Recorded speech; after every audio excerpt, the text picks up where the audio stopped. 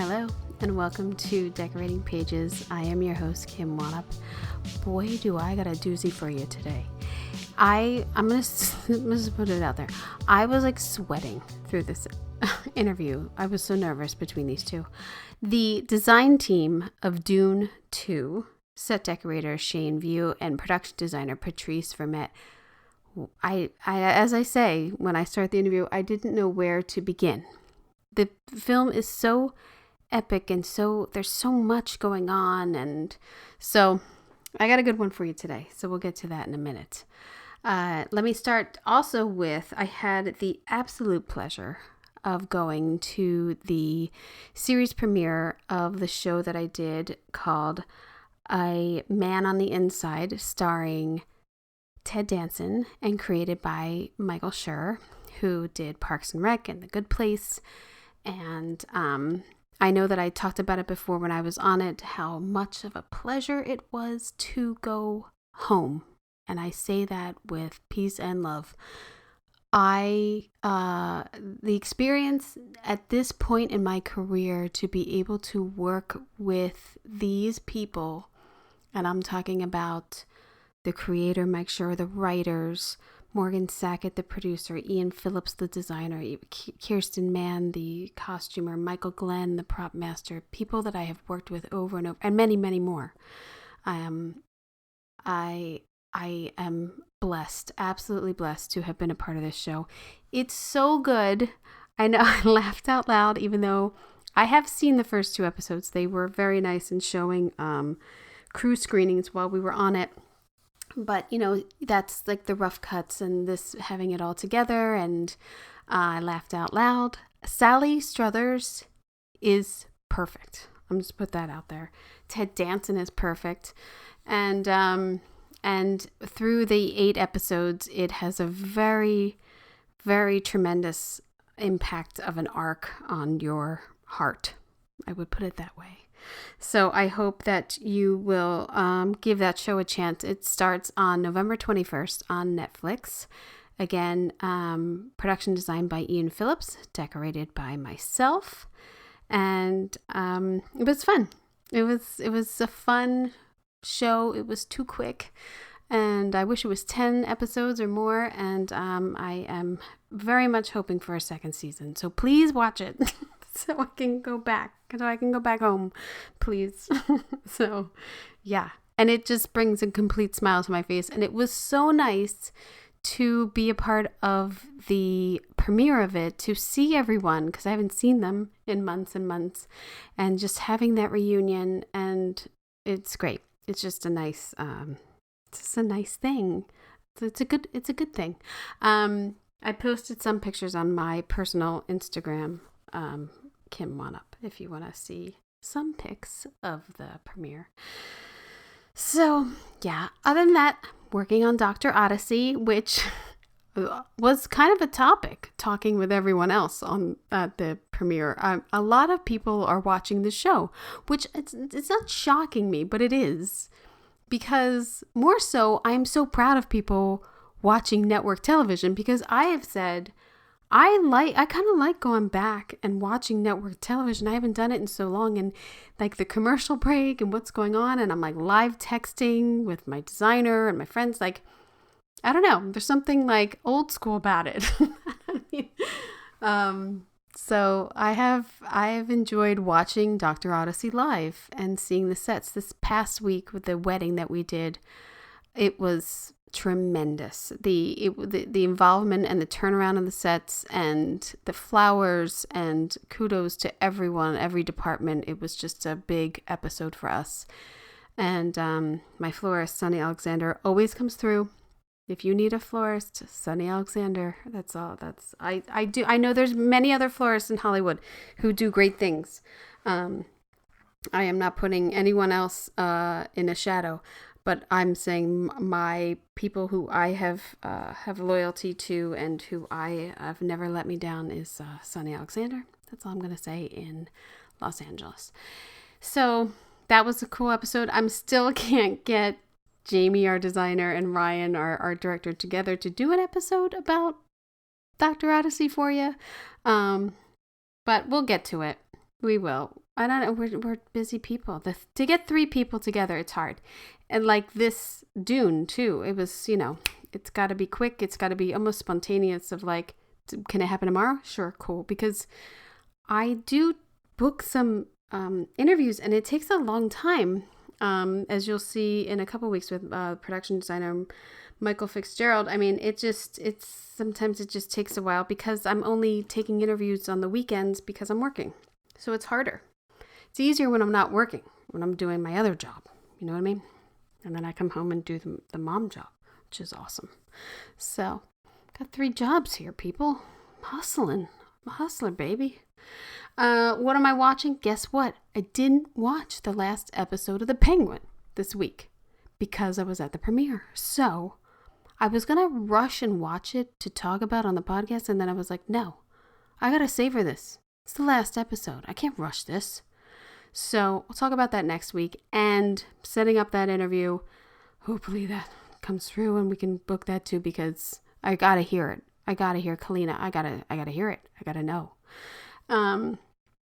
What else am I watching? I didn't watch anything. I had a lot. I had 2 interviews this weekend, so I had a lot of that going on. I'm down in my reading of my audiobooks for the last 2 weeks. Because I don't know, I've been listening to a lot of Howard Stern. I've been listening to a lot of music because in the past week, it hasn't been the happiest place on earth. And sometimes I just gotta listen to the music. But I am listening, the audiobook I am listening to is called Pictures at a Revolution by Mark Harris.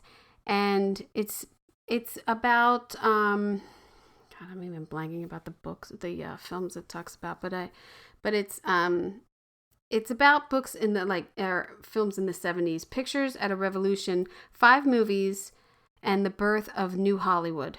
So it's like Bonnie and Clyde and The Graduate, and it's good.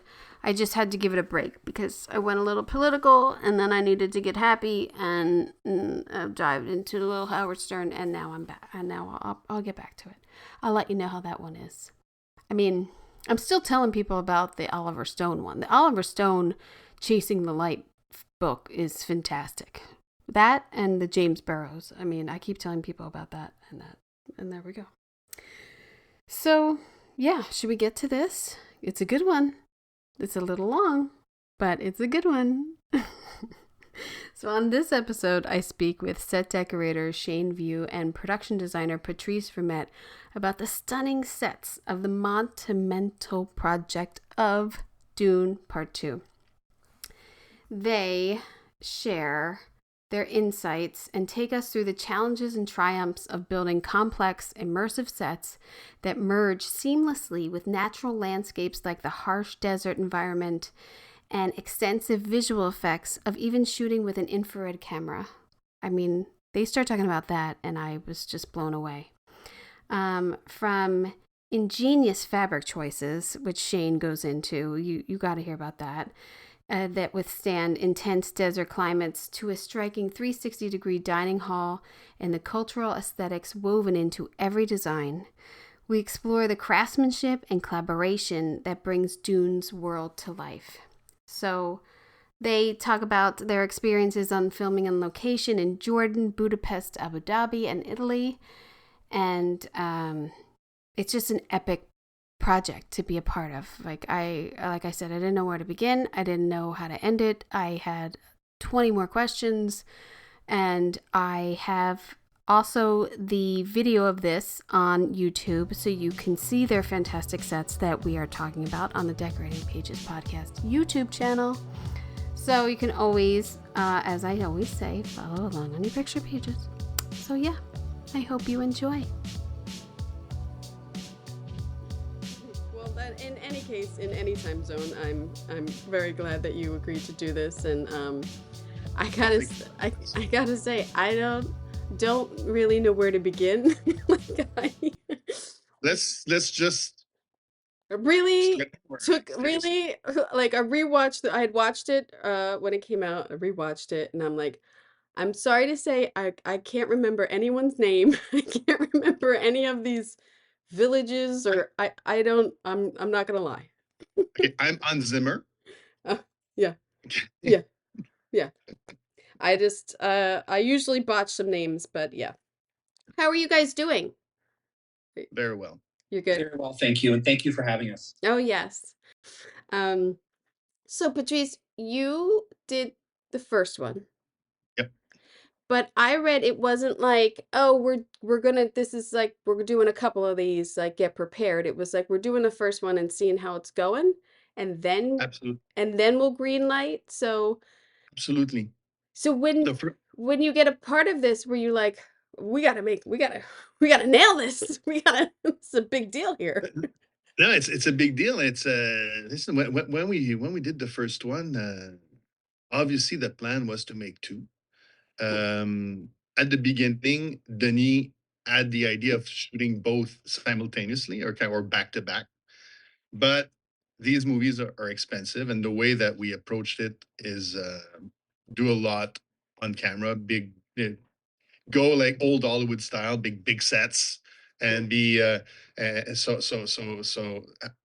the approach that I'm sorry, I'm losing my English right now, but anyways, so the people would feel, the crew would feel, and like in within those spaces, and Yeah.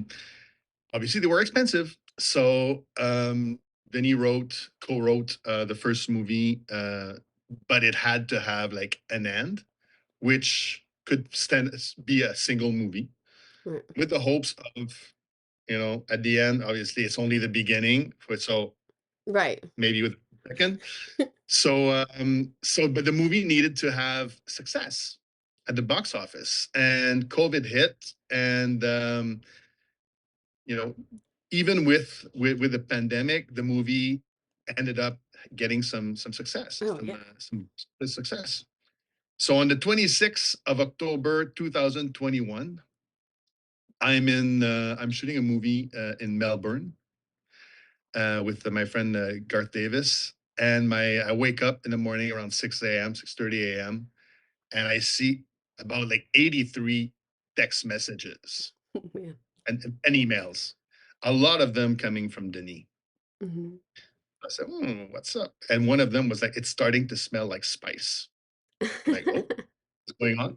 So I called him and immediately, and he goes like, okay, where are you? What are you doing? I'm like, I'm in Australia.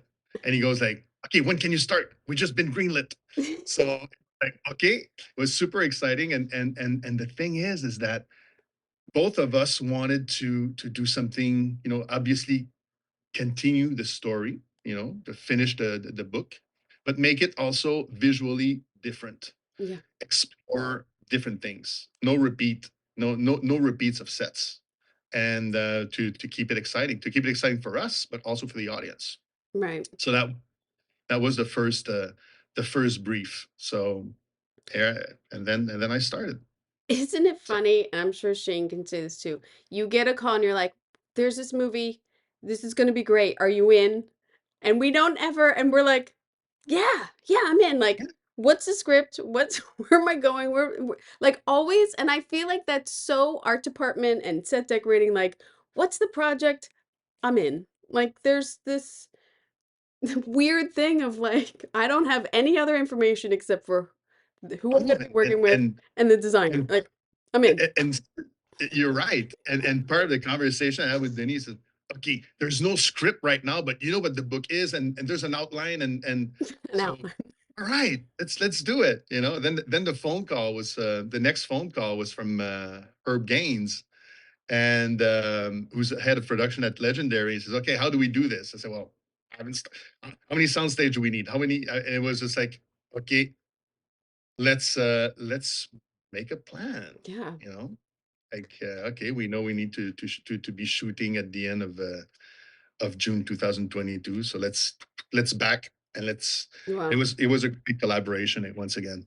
Six, Yeah. seven. So you had 8 months prep ish, maybe less. It's prep-ish, soft prep for about soft prep meaning design work with my concept artist Mm. uh, for until I think it was like November, December, January, and end of January, I was already in Budapest, and we were starting. We were making uh, plans, construction plans, and I by the end of February we were building sets. Wow. So you you're on now. That was number one. You're talking about number one. You're talking about number two. Oh, you're talking about the you're talking about the thing. I thought you were talking about the original one. I was like, how did they get all two done? And like, I lost track. Yeah, that was number two. So Number then one, it just came out of the box. that's why it smelled like spice. Yes. Yeah. So when you're designing and decorating this, how are you getting to be able to give each of the groups different identities in your designs and decor? Do you know what I mean? Well, they Say all it. But it starts with the culture and who these people represent. Obviously, the Fremen are are the people who have been living on Arrakis before anybody, before the any imperial entity or any people came to exploit the spice of the planet. So these people, the Fremen, they live in constant state of survival, and that's that's kind of like you start the design thinking about that. You think about the design about the sand dunes. It's and the heat and all the creatures that live in the sand dunes, the sandworm. So obviously they live among like in rocks and caves. What's their culture? They have a certain design. They have certain lines. They have certain scale as well. They are in survival, so they write their story on the walls. right. They try to write their story so that eventually, if ever they get to disappear, people will find trace of them, Right. and that is shown in their aesthetics. And also there's like obviously there's Siege Tabar. In Siege Tabar they also have a cistern where they put all the water. That's in the book and also in the story. But that's so you need to find a way to express, Yeah. all this, all the. So okay, you need to that you need to make it big. You need to make all these souls, and the character played by Jessica, played by Rebecca Ferguson, mentions that's a, and she comes to tears, like all the people give their water for the survival. Yeah. Crazy. So you need to, that set needs to be impactful. The set also where they, after Siege Tabar is attacked, they retreat to a place called Cave of Birds, and there again it's the concept of showing that these people existed. So on the walls, the motifs, instead of being words or like hieroglyphic words, it's just like fingerprints Right. and a sense of identity. And so that's for the Fremen, because they don't not only fight against the Imperial or the Arconans or any entities that were there to exploit the natural resources of the planet, but they also fight against the elements, against the sand that Yeah. always pours in. So that's why we introduced sand element inside of Siege Tabar in the big hall. Like it's Right. it's it's going to be buried at some point. That's their reality. Shane, how And oh, I'm sorry. oh no, I was just gonna say with Shane, like how to in making them in their environments nomadic and giving that decor and making that like, oh, you can just pick this, our little house up, our little shade tent up, like things like that. Like I mean, you had everything built, right? First of all, let me say that when I started the show, Patrice already had a 272-page lookbook that was established. Like Wow. it was done. The movie was completely designed Oh, by wow. the time I started the show.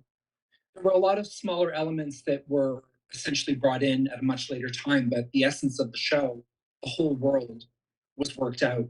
Wow. And, the challenge for me really was coming in as a new person, was how to insert myself and make my imprint on the show with Patrice. And so, it was just a really great collaboration with everyone that was there. But, it's Patrice's world and Denis's world, and they have it worked out. Right. Like, it's all there for them. So it's just an amazing way to collaborate and work on the process of how to get their world more physical with tangible assets, and how they blend and fit into that world. It was a wonderful experience. And I would have to think too, the opportunity to this something so huge. I mean, I know that you both do huge things, but this is huge. Like this is to me, like I looked on Shot Deck for scenes, there's like 900 frames on there. I was like, oh my gosh, like even if I pick like 20 good ones, there's so many great like sets and the way it's shot and the story is told. Like it's a massive undertaking, and it's just like, what was day one? Were you like, hey, let's start on the sand, or like what was like, the reality of your day doing something this huge? I guess I'm trying to get out like. Well, honestly, it's like as you mentioned on your previous question, it was about figuring out our sandbox. I don't want to do a cheap play of words, but it's really like defining what those different cultures are, from Caton, from the Arconans, from the Fremens, and really giving, very strict what these people are, what defines them, and then start, designing, and then figuring out all this the space first, and then what goes into the space with the help of Shane. What what's their artwork? What defines them? Because it's okay. You base a look on obviously the aesthetics. You base it with the help of architecture that is a response to the environment. Right. Then there's the all the elements with which also helps define their culture, which is the furniture, the fabrics. What do they use for fabric? Yeah. Do they knit it, or they use sandworm skin that they shed, maybe, or inside? So it's with Shane, like we were really exploring like what these cultural elements that would define their interiors, their Yeah. The amount of like, I have to say that all these fabrics were manipulated and built. Mhm. These were not store-bought fabrics. Oh, wow. Everything, for the most part, besides a few elements, were all built to adapt to the world that we were in. And, there is a lovely group of women in New Zealand called the Textile Collective that did an amazing array of samples for me. And the sheer mechanics and engineering that went into the building of these fabrics is a case study. Wow. Because being given the time to do that and be able to do it in this world, you don't see a lot of assets in the show, but what you do see has a magnificent amount of engineering and structure, and I'm going to say trial and error to get to the product that they did. And nothing was built simply. It was really a great way to, how do you make a worm skin, what's involved in that process. And it is a very complicated but Yeah. great thing to do.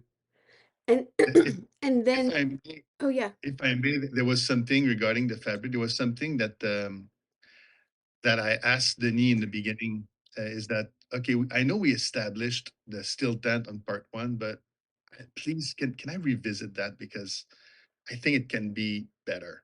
So with Shane, we developed the system that just like a leaf with the veins, and it was like, okay, as we were designing, it's like, how the hell are we gonna build that? Okay, let's just be our minds be free, about creatively free, and just like go for what we imagine. And then like, and Shane was like, he figured it out. It was quite spectacular. I was so happy. Just the fabric in their still tent when they're actually sleeping inside, was a 5-ply.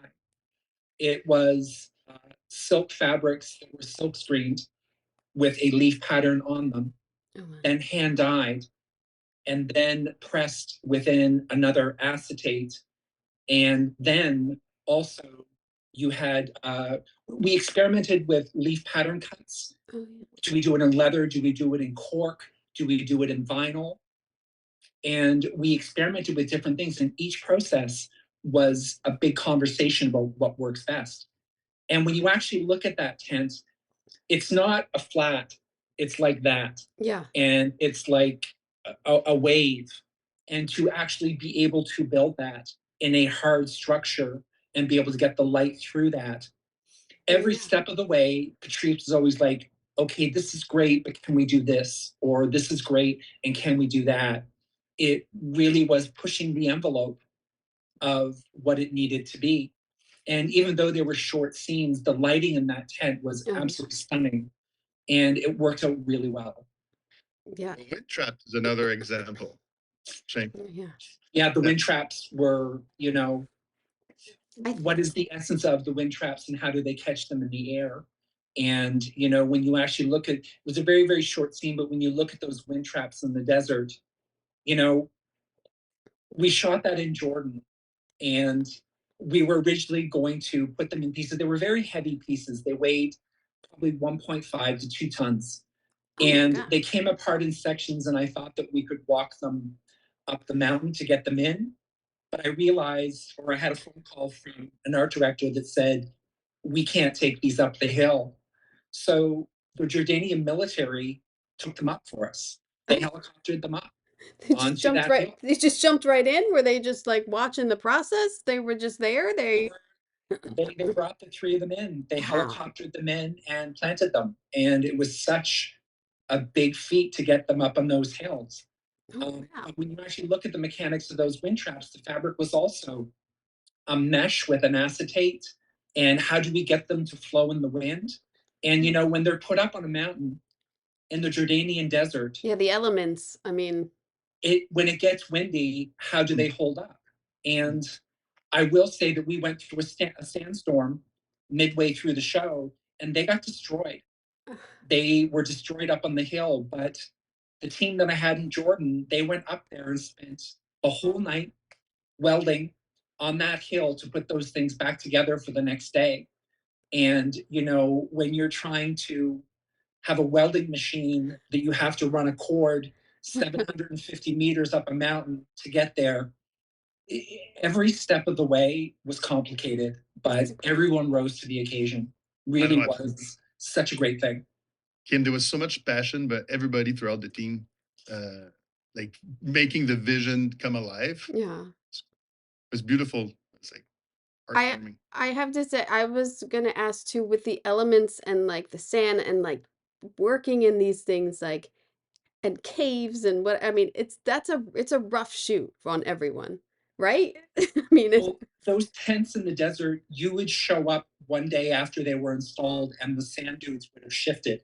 Right. And so you have a completely different, and those tents are almost 5 meters long. Like they're 26 to 30 feet long. And they were big pieces, and they were engineered. You know, it wasn't just the setting up of a tent. There was a lot of structure that went into getting these in. But yeah, the sand dunes would change every day. Oh my God. And I'm sure just sand and everything. I mean, the cameraman must have, I mean, I know it happens. I know that we do films in the desert all the time, but still it's like a lot. But there's snakes and scorpions as well. Oh no. You're definitely not pretty at all. It's not a pretty thing. I mean, it gets up to 50 degrees there, and it is really hot. And again, with the wind, you know, the one thing I will say is the great thing for me with the fabrics in the desert is there's really beauty and movement. And it's how do you make these fabrics within the elements look really, really good? I mean, you look at the pink fabric when you're in the desert, that fabric expands and contracts. And it was built to do it that way. It was built like an Inuit skin, like the jackets they used to wear. So they're all sort of seamed with an elastic. so that they expand and contract as they go. So you've got movement within the frame. They're not just a simple fabric that's blowing it. It goes, Yeah. it expands and contracts. And do you see the flag in the movie Yeah. is such a beautiful thing to see the way that moves in the movie. And it was a beautiful two-sided linen that they built. And it was stunning. Mhm. And it worked so well and so natural and such a key element Yeah. of the scenes. Oh my gosh, yeah. I Yeah, mean, the reinterpretation, the Fremen reinterpretation of the Arthuri's flag, with it's like a blend of the two cultures together. I think that was done yeah, very it's nice. beautiful. Yeah. I have let's share. Let's share a screen and let's look at some of your gorgeous work here. Do I have this? And then I share that, and then I go view and enter full screen. Here we are. Yay, I did it. It's always a surprise to me. um, the lighting is fantastic in this film. There were some stills, so when I kept looking, I'm like, everything's so dark, I can't see your beautiful work. That's always Have you so. have you seen the document in the American cinematographer? Oh, I didn't. I usually check that Greg, source. I didn't this time. Oh, damn. I have to look at it. Greg Fraser. It's just been released. It's online, and Greg Fraser did this beautiful book with the set pictures and his lighting plans. Oh, And I it's have to just look at that. a beautiful it's a beautiful tribute to everybody's work in that. It's like 130 some pages. Ooh. Yeah, you should check it out. I'll It's definitely look at. I love looking at people's work. I love it. The engineering of that set alone is absolutely a testament to the art directors and Patrice and Tom Brown, because it is extremely complicated, that build, Mm. that set. yeah. And the dome was absolutely stunning. Yeah, the details of because there's still sand here. I mean, you're still working Yeah. in these elements and inside. So this is a build. How many This stages did you have? this is a build on stage 5 at Origo Studio. That was built in Budapest. Mm-hmm. And it's a 360-degree set. And it's the communal eating room, so that's where they eat. And it was inspired by a pigeon, old Iraqi pigeon sheds, I would say, pigeonnière. I don't know in English how do you say that, but those Yep. shapes. I was just like in love with those shapes. So playing with that, being inspired, influenced by that, and then bringing in the siege bar, more ziggurat architecture lines. Um, yeah, we had fun. It's We built like 300 carpets for the show. I know you don't see them, but they're actually there. oh really? And You see, over 200 amazing cushions for all these people to sit on. Oh right. And Yes. amazing elements of food. yeah, I will say that it's funny. It's it adds to how the characters are able to fit within their environments really Oh, well. absolutely.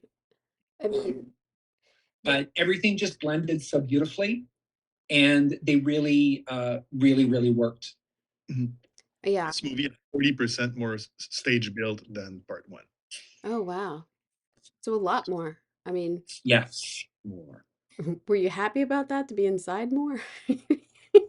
Yeah, well, yeah, absolutely. And control absolutely. it. I mean, control over your sets. I mean, yeah. Of course.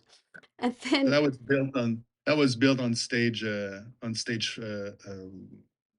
3. I love this. I love the reflection. I love the simplicity of the lights and this is Mm, such a gorgeous And thing. it reflects the volume and the bigness of how much water there actually is. You actually yeah. feel that, Yeah. and it's gorgeous. So did you have And a it was tank there? Did you yeah, we had a tank. We Yeah. had like a 2 feet tank, which was actually okay. It was like 2 feet, 2 feet. No, actually, not. It was. I'm lying. It was 18 inches deep, and which was funny is that we had 3 lifeguards on standby during those shoot days.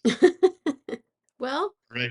People can drown in an inch of water. I'm a mom. I You can know. I trip, know. knock your head, drown Yeah. on the. People But get silly. it was like super, super, like mirror, like, oh my Yeah. God. And then when they drop the water of Janice, it makes like Such a beautiful ripple. So, Sure. yeah, on the way. it's Yeah. beautiful.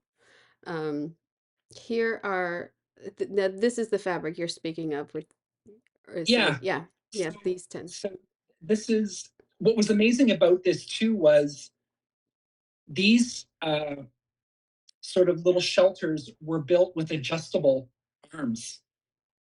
So everything could contract or expand depending on the size that they wanted that day, Mm. how high they wanted it to be, Oh did they yes. need it to get lower? And that fabric, was built with elastics in it so that it breathed with the wind. And I will say that in order to get that color of that fabric, which was a 3-ply, um, we took a rock from Jordan and we shipped it to New Zealand so they could match the color. Oh wow. And they matched that color of that pink so beautifully into the rocks of Jordan that it blends Oh yeah. and it really adds to the beauty of how they can hide Yeah. in the desert. Speaking of matching the color, there's on this set, it's the I don't know if you've got the picture or not, but in the reverse, it's the entrance of the cave where the Jessica is going to drink the water of life, and I that do. the Do it. obviously there's a real rock there's a real rock formation in Wadi Rum, Mm. but the whole facade, the entrance of that cave was all like sculpted and built and really like followed the lines of the existing rock to create an entrance.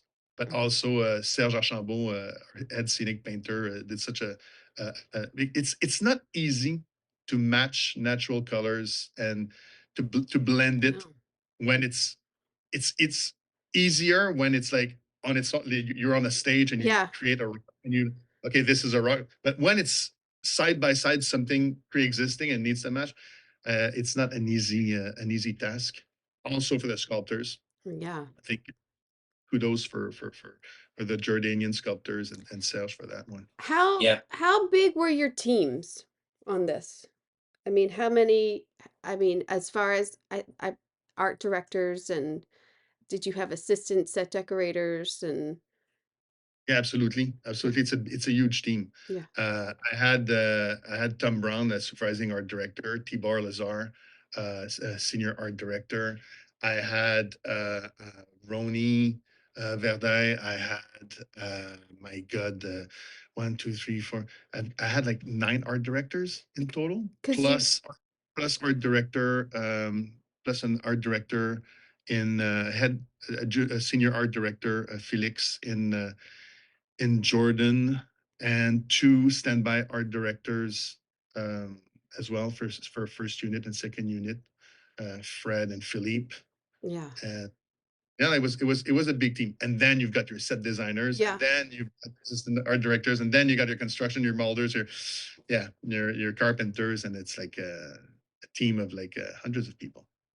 Jane, did you have did you Yeah, buyers? we had a crew of about 30 people in Budapest. We had a really great model maker shop, great paint department, and great sewers and fabric manipulators.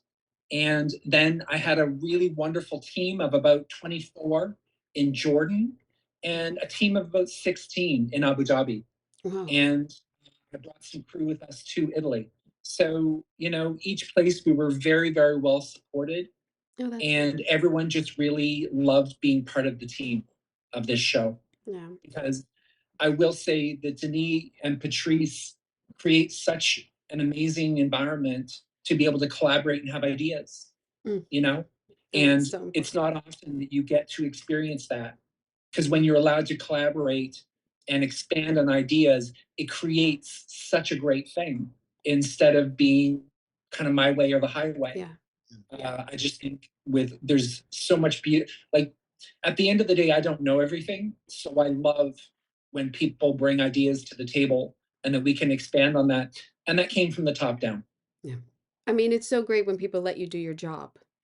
You know what I mean? The trust is there and they let you do it and build off of that. You build, you know. It comes from the top. It comes from Denis. He allows us to dream and to push our limits, challenge ourselves, and propose things. And yeah, it's a great environment to be in.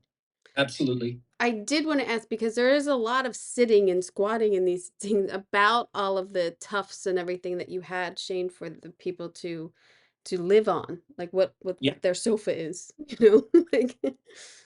Well, the reality is everything has to be made with their hands. Everything, when you look at something that's in the environment, it's how was it made? How do they do it? And what is their life? And, it really was in their houses and preparing food as groups and stuff, Yeah. The fabrics in the Every show day. were absolutely beautiful, I will say. And everything had texture, everything had life. And it wasn't just a flat piece of fabric. It was all had purpose. And this photo sort of demonstrates probably at least a half a dozen different textured fabrics within that. Oh yeah. I And mean, there were details that are not shown in the movie, but like in the questioning, and of Shane when he was preparing all the sets, was like, okay, these people, yeah, games, so they're creating games that we don't see, but the top of that little square cube on the right, mhm. it's actually it's not just a seat, but it's also a game. There's a game on top. So Yeah. Yeah, they're vernacular. What are they doing all day? What are they Exactly. what are we eating? Where do we, where are we cleaning our dishes? Where are we, these are all things, especially in decorating, we're thinking like, well, what is the reality of your space here? Like, what's the logistics of where we're eating and where we're sleeping? And yeah. Everything has purpose. And what I love about this movie is that there's beauty and simplicity. Oh yeah. All you need in one set is one prop, but that one prop has to be the most beautiful prop. Yeah. I love that. Yeah, I love that too. I love the simplicity. I find it very hard to pick like one vase. Do you know what I mean? Like, it's like, oh, I gotta do a thing, but like, if I gotta do one vase, it's like, oh, No, exactly. There's nowhere to hide. it's hard. There's nowhere to hide. It's there. Yeah. It's center stage. Like Shane designed a throne for this movie that I we think, barely see. I think, I think I have a It was so picture. perfect for the Arconans. This was so perfect. Oh, that was fun. That was a fun one. This, I want to know, because I think, I don't know, I want to know how much of this you built. Because it was a big piece of machinery, but they're running by it, and I'm like, and they're hiding behind it, and Yeah, is that was like is this? on working with Denis. There's always these magical moments, which are the methodology meetings. Mm. Okay, we know like going in, like everybody knows what the settings will look like, but how will the story be told in the cinematic language, which was very, very personal to Denis? We only find out in those methodology meetings. So we are gathered like a group of us, head of department. We are gathered around a big conference table, and Denis gets out of his office and he distributes, the storyboards that nobody's seen. So we all just bring it the first time. During those meetings, it's like, okay, how the hell are we gonna Yeah. Yeah. So we take it frame by frame, and what's amazing is that everybody is allowed to have their own ideas, and to, even though they're stupid ideas, leave your ego outside. But this is the place to express yourself, because sometimes what you may think is stupid, someone will grab it, Yeah. spin it, and something amazing will come out of it. And for that scene, there was so many layers, and we ended up, okay, building the underside. When they go on underside, Right. we ended up building two legs, okay, only two legs, which were 30 feet high, 32 feet high. And during that meeting, we were like, okay, because we were like looking at the storyboards. Yeah, I think we need two, because there's always a budget constraints, Yeah. and In any size movie, there's always budget constraints. Yeah. I think we need to because the camera and the way we work together is like what we can save. Like if we do it live on screen, what we can save to visual effects to Paul Lambert and his team. So it's like Yeah. it's not like and there's never like the Paul Lambert, which he could. So some movies are made like could go like, oh no, I could do it all. Yeah. It's about but he goes like, the more you give me, the better it will look. So obviously in that scene, there's a lot of visual effects, but the movement. Okay, so we build those legs, but they needs to have a movement. So Gerd Nefzer goes like, what if we put those two legs on excavator and we puppeteer them with excavator? So but also there's the arc, but we move them and so he trained like Jordanian, in Abu Dhabi. Mm-hmm. That was shot in Abu Dhabi. He trained two excavator drivers to puppeteer those giant legs. Wow. It was just like a ballet, like a ballet of madness of heavy machinery. It was, and we had and then we had a big surface which was black, so because the bounce of light, Mm. and we had we had cranes. I don't know, maybe 10 cranes or 12 cranes Jesus. with 40 buys to create the shadow which the harvester would create. Wow. Go ahead, Patrice. Sorry. By the way, this harvester was designed by George Hall, and I love the fact that it's a tick.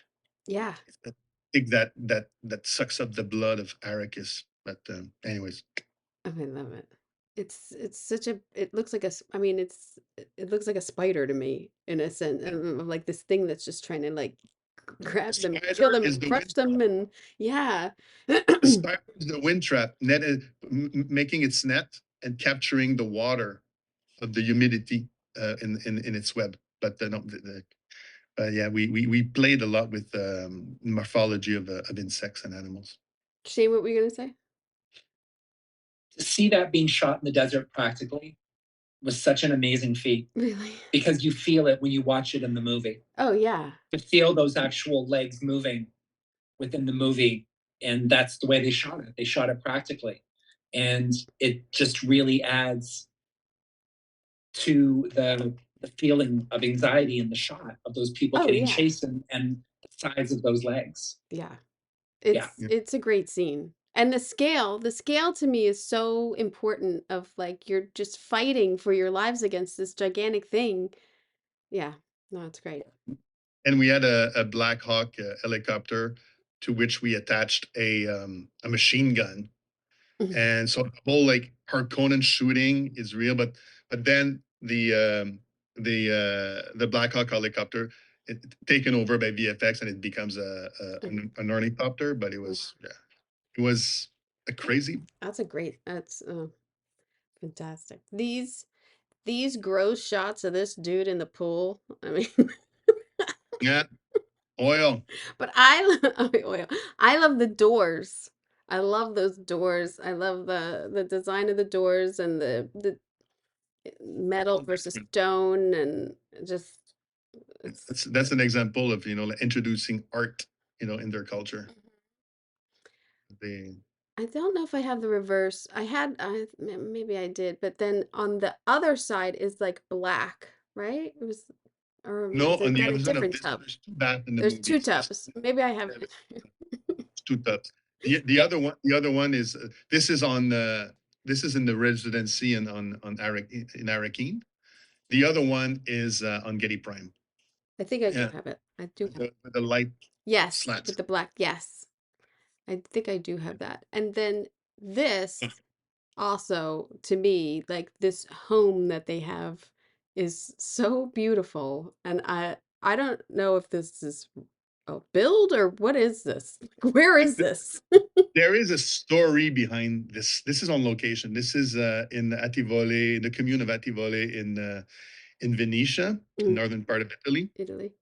And On part one of the major influence on the design, and he's been an influence for me for since I discovered the like in the early '90s that architect when I went to see an architecture show at the Canadian Architecture Center in Montreal.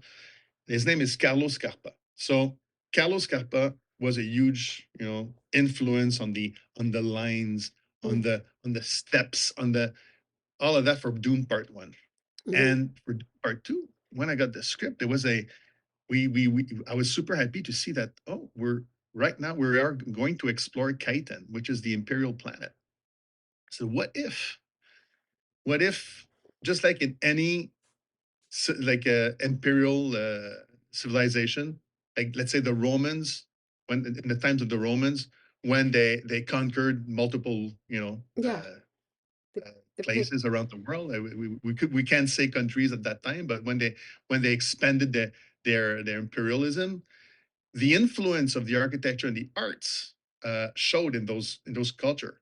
When the more the Arabic more culture conquered Spain, well, Yeah. you see menace of so in that same way, I thought, what if we would shoot the imperial planet, the gardens, and some of the sets in the Tomba Brion in Ativoli, which is a masterpiece made by Carlos Capa. It's his last work. He died while he died in Japan, Yeah. but while this was being built. So this is his last work.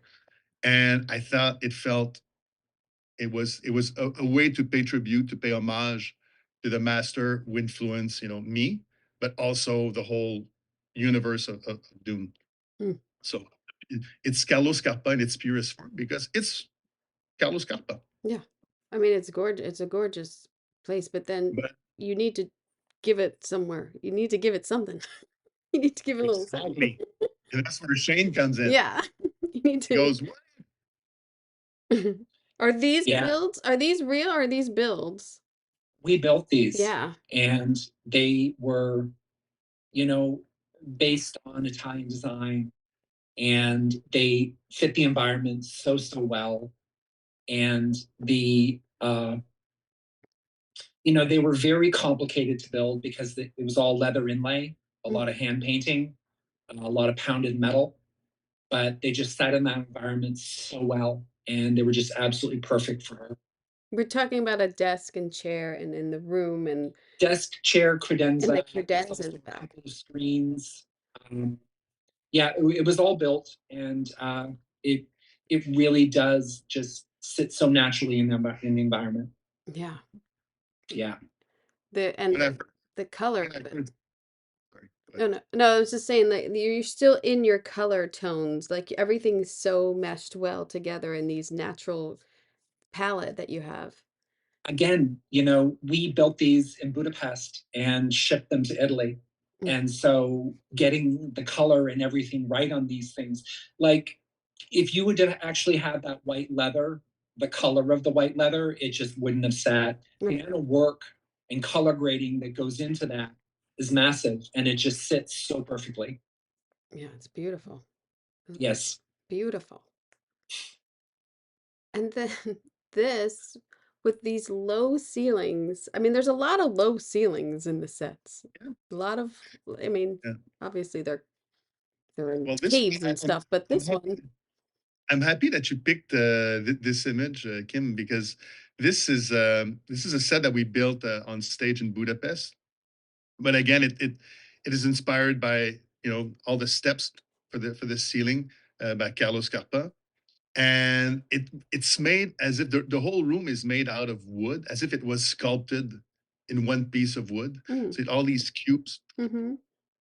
and Oh, this set was also had to play in two ways. This is the tea room of the emperor, but there was also a Moyem's office on Kaiten, and for that the ceiling was jacked up, mm. and so it was a transformer set basically.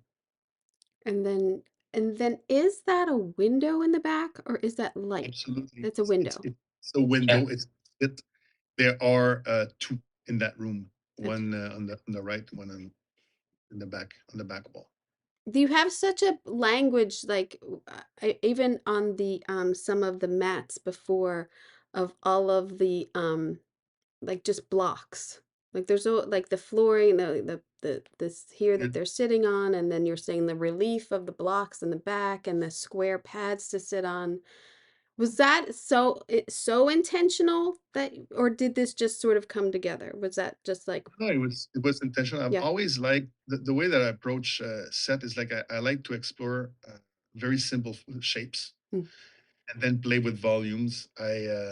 When I start the design process in 3D, I approach it as as a sculpture, and I play always put like one sun and just like and then orbit around how light falls, how and I play with volumes and simple shapes, Mm. and I like to repeat those shapes as well. Yeah, it creates like uniformity, but through all of them, like even the different like The cultures that they family have. cultures, yeah. Yeah. Mm. So was it said right off the bat, like we're going black and white? Like, was it?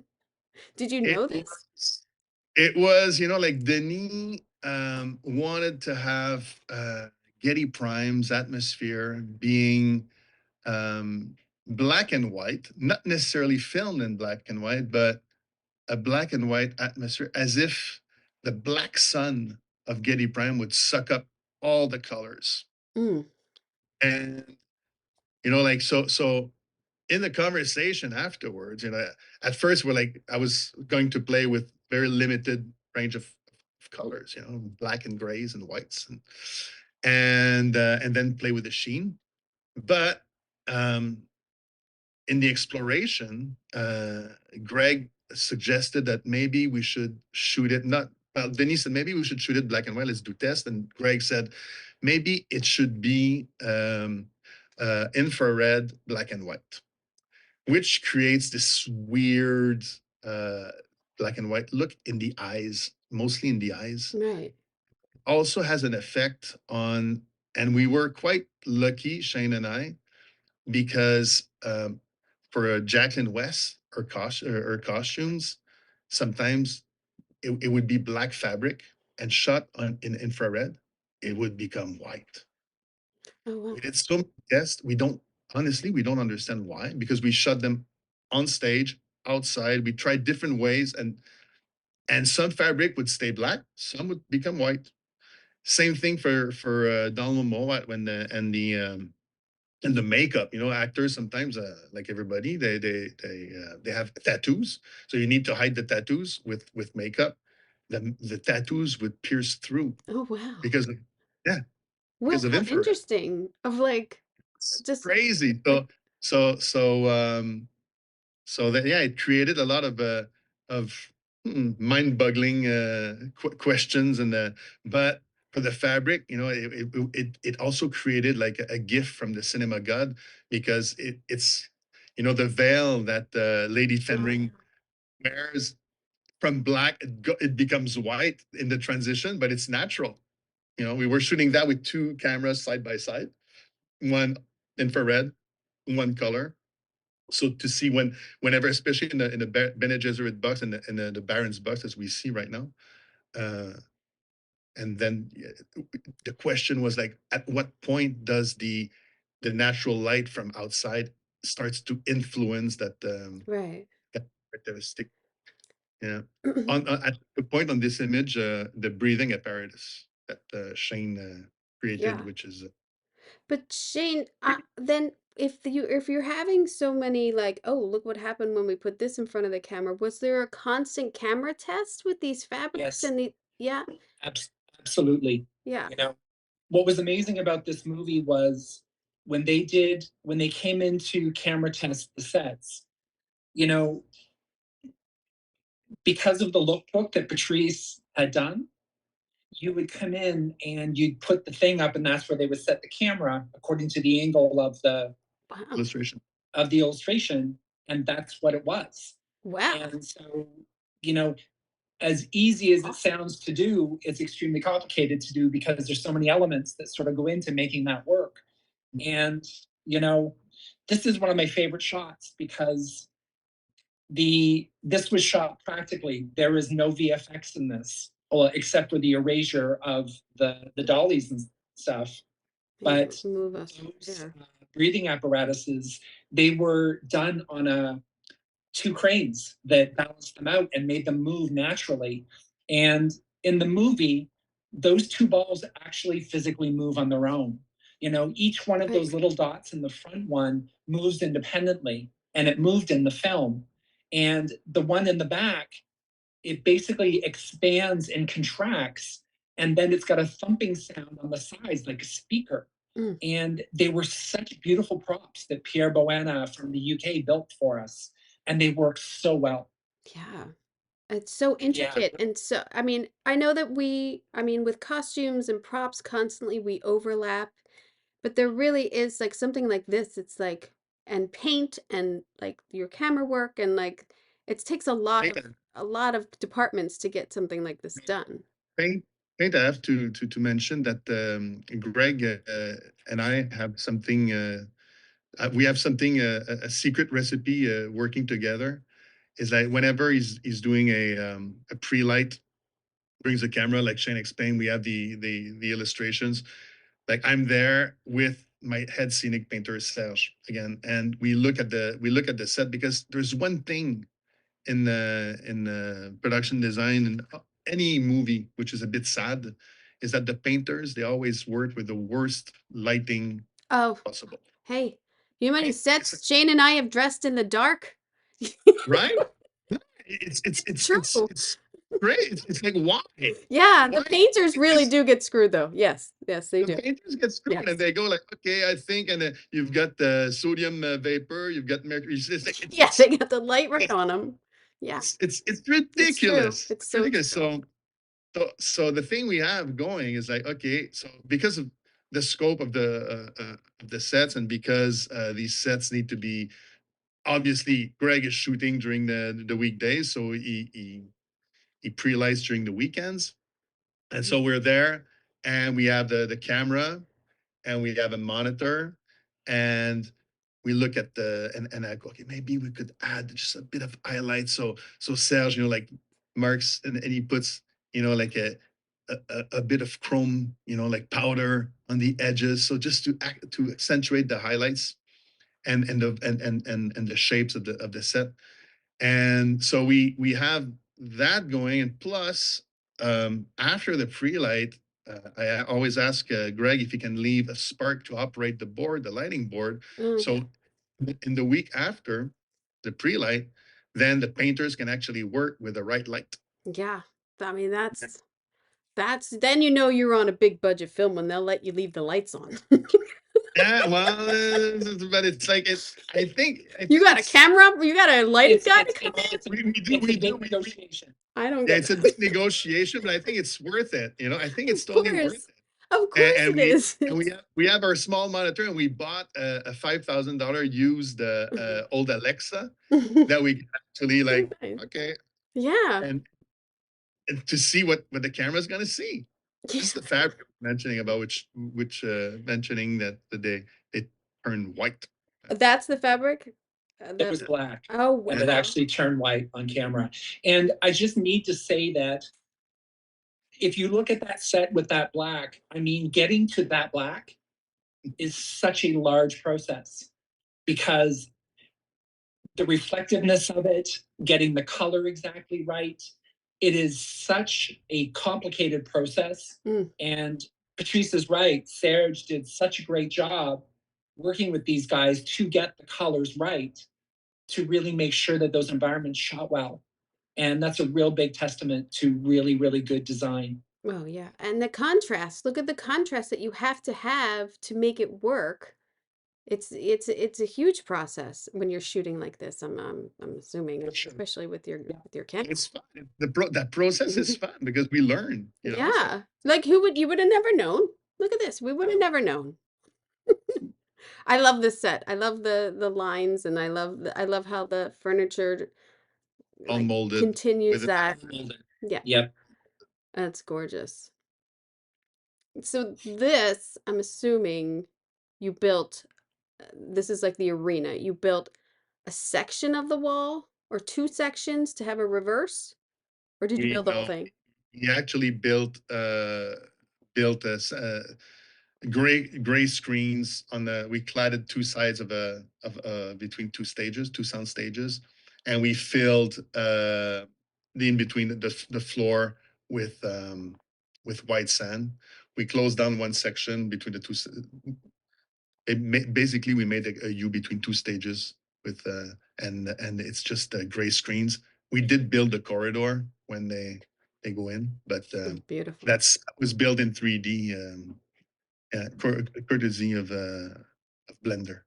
It's beautiful. I'm running out of time with you, so I'm just want to talk about. Go on. I want to talk about the columns here. I love these columns. Stunning. Ugh, it's just gorgeous. And the shots are gorgeous in this space also. I mean, It was the maker's tempo was a figure of eight. One side death, sand and the sandworm, and the other side life, Mm. which is water. That's where when Paul Atreides drinks the water of life, that's he's cut between life and death, and we placed him in between those two worlds. yeah. And everything, I mean, there's so much detail on the wall. Like there's so much detail on these sets. It's incredible. Because I also too, you are establishing the longevity of these places, and like they've been around for a long time, and you have to even, you have to have that history in there that you're giving it and designing it. Yeah, And you see it. Yeah. Yeah. and it's to show their culture as Yeah. well. You know, the way intricacy of the columns. It's to show like, yeah, Yeah. there's an art. This I love. The details on these walls is crazy. And then the lighting that you've given it, and like what was your concept for designing in here? Okay, it's the name of the set in the script is Cave of Birds, Mm. and there's two chimneys. It describes there's two chimneys where there's birds nesting. So I thought of okay, I'm going to sound a bit weird, but I thought of at first of what if it was like in a bone, like a bone harmonica. Mm. So I was imagining a bone harmonica, and then the pattern is on the wall. It's the fingerprints. That's the one that you can see that on the Yeah. openings on the, yeah. So yeah, Tibor Lazar was the art director of this set, and he did a fantastic job. I was so happy. But yeah, it's a bone harmonica. This is a build on set. This Yeah, is, yeah. This is the a back line. yeah. Yeah, Um, that's some of the experts. and then this gigantic set you have, which is this the throne? I had a close up of the throne, and then I took it out for the wide, but No, it's not the No. is throne. that oh No. This is I have to the look it up. imperial tent, and the imperial tent in the book and in the screenplay. You know, the emperor flies into Arrakis to see what's going on with the production, Mhm. and the tent is the government of Kaitan that he's bringing with him. You know, like, so it's like, okay, it needs to be pretty darn huge. How do you install a tent like that? So it's all, again, it's in the process of like, how can it look real? You know, believable, at least believable. So I was thinking, okay, you've got the big ship, the big spheric ship, Rome ship. They would probably, like hoist down like a package, Right. which then they would hoist up with cables, and the tent would have been collapsed. But it's all erecting because it's all like chain link. I would say I was inspired by watches like wristwatch Mm. bands in metal. So everything is foldable, so it can unfold. And then inside it's like an organigram of a government of the government. So you've got like the head, and then Yeah. the next step is like then it's like an organigram. And also I wanted to play with the religious aspect of the story. So on top of it, there's like two slits Right. There's a cube which is divided in two slits, and it creates a cross that goes right over. At the top, you've got the emperor. And such a great lighting opportunity too, obviously. I mean, it lights it, directional for you, and it's beautiful. It's a It beautiful is. set. Yeah. What before I lose you guys for you the rest of your Saturday, Shane, what do you think? What was your favorite detail that you gave to these characters? Was there a specific? I just want to say that there is such a beauty and simplicity, and it is truly done in the design and outlay of this film. Every single shot of that movie is absolutely stunning and It is. purposeful. And it is really a testament to these guys about the connection, about being together on, a concept and a vision of a movie. And there is nothing I think anyone would change in this film. It is absolutely, there's not one piece for me. I will say that in the design, because it's so simple, it's how do I put my imprint on that? And, it's a really great process to go through about taking something simple and turning it into the best piece that it can be. And so that's what I really learned on this film. And I'm very, very proud of these guys. Yeah. Yep. And I'm proud of you, Shane. I love you. You know that. I love you too, Patrice. Um, Patrice, do you have a specific detail or set that you were like, I love this one. This is my favorite, or did you like your Listen, children? You love them. I love them all like my children. Yeah. But I had a lot of fun with Getty Prime, I would say. Mm. Getty Prime. I don't know. It's like I had a lot of fun playing with those shapes, which were inspired by septic Beautiful. tanks. Just like I was driving and I saw some septic tanks. I was like, and he was always saying, Eddie Bryan, I see a black plastic world. And then I went, oh, there's a black plastic world right next to where I'm driving. And I said, that's septic tanks. And it's like molded black plastic. Hey, that's kind of, and what's in the septic tank, it's kind of what the Arconans are. So I had like playing with those shapes, I had a lot of fun. But honestly, I had a fun throughout, the process. And again, like you can, it's the team together, like realizing these concepts for real and pulling together, and with Denis and Greg and Shane and Paul Lambert and Jacqueline, it's always about like Denis is such a great leader. It's just like a chef d'orchestre, and we just like we all work together to make it happen for him, and he gives, like in the end, like the Beatles sang, in the end the love you take is equal to the love you make. So yeah, that's a bit that describes the team effort on these movies. Well, I have to say your work is so inspirational. I mean, just hands down, just so inspirational, because especially doing like Dune or sci-fi, when you're creating these environments, and you're seeing what people are just imagining and creating out of trash bags and things like that, like the inspiration and everything. But it's like it's just inspirational to, I'm sure, many other decorators and designers. So thank you for that, and I really appreciate you doing this. So thank you so much for talking about it. We're very lucky. Yeah, thank you. We are very, very lucky in this business, for sure. Yeah, I love it. I love doing anything. I love decorating. I mean, it's such a joy. I do love it, creating all this. So thank you, guys. Thanks for spending a little Saturday with me. Thank you for having us. Yeah, it was great. Great to see you again. And see how I dorked out there? See how that happens? I always think I lose words sometimes. Like, my vocabulary is not that big, if you're a listener. So I feel like when I'm nervous, my vocabulary is very small. And I write these big questions, and then I we start talking about these sets and then I forget about my own questions. So that does happen sometimes, I gotta be honest. But thank you to them for giving me the time and talking about this project. And wow.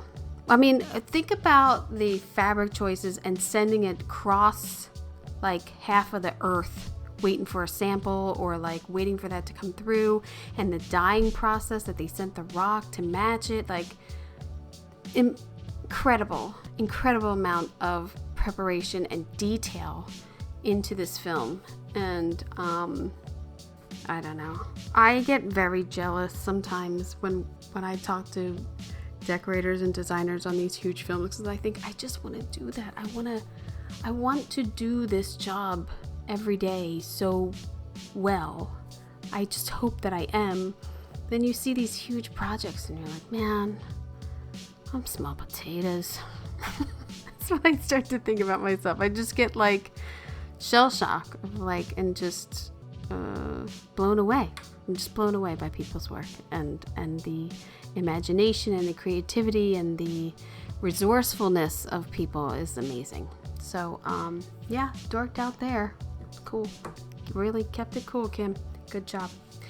So thank you to them. I hope you enjoyed that interview. Again, you can see all of the sets that we talked about on the Decorating Pages podcast YouTube channel. Check that out. And if you are not signed up for the newsletter, which honestly is, I'm just announcing who's on the podcast the day of. I don't overdo it with emails. So if you want to sign up for that, that's at the decoratingpagespodcast.com website. Get over to there, sign it up. I got a lot of stuff on there too. You could shop, whatever. I got it all. I'm trying everything. I got a lot of side hustles going on. So I hope you enjoyed this episode, and I hope you got an earful. I'm Kim One Up for Decorating Pages.